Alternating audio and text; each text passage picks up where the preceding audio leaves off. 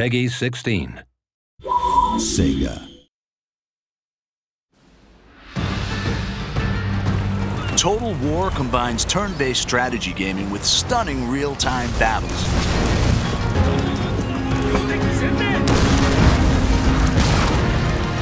Players take command of nations, armies, and generals as they battle for ultimate victory. With breathtaking detail and unparalleled historical accuracy, Total War allows the player to recreate and change the course of history.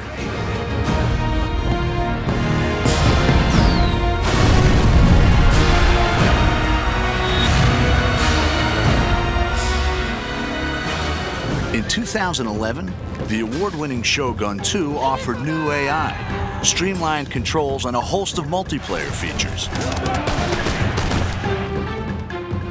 In the Fall of the Samurai standalone expansion, the Creative Assembly have created the largest expansion pack ever for a Total War game.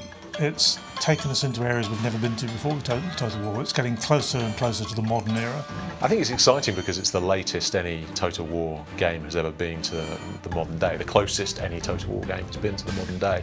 And with that brings a lot of really interesting different game features, a lot of scope in terms of how fast the game moves and how quickly your armies are deployed across the map, how many different types of units are available. Set 300 years later than the original game, The Fall of the Samurai sees the clash of traditional samurai culture with the explosive power of the early modern world. It's the late 19th century, which means that it's got some of the most advanced technology seen in the Total War game. So you've got torpedo ships, off-field artillery, all that kind of stuff that actually makes it feel quite different from particularly Shogun 2, which is obviously set in the 16th century.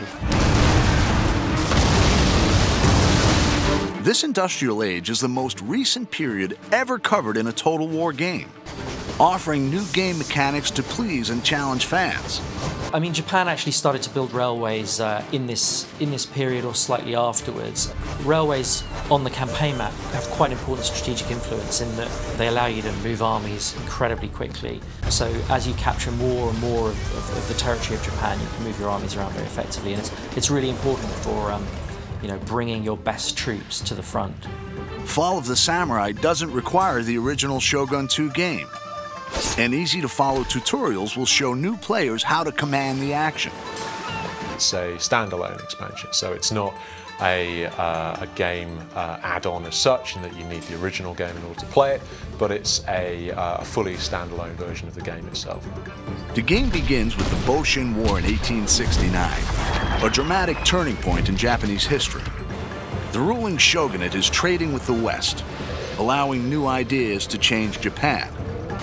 Growing unrest ignites rebellion, which threatens to overthrow the shogun and restore the emperor to power for the first time in 600 years. The shogunate had ruled Japan for hundreds of years, since the time of Shogun 2. But people were getting more and more agitated as the shogunate kind of opened up Japan to foreign influence. And so there was a movement called Revere the Emperor, Expel the Barbarians.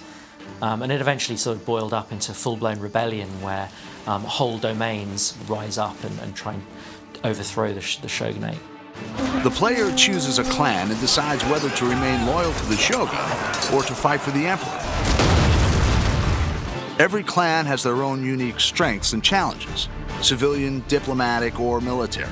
Each faction within an allegiance has its own clan trait, which gives it a very specific play style.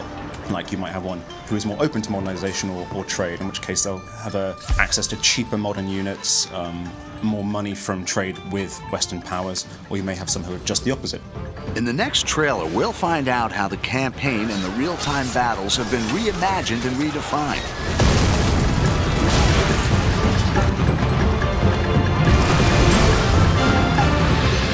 Fall of the Samurai is a whole new experience and an ambitious entry into the Total War series.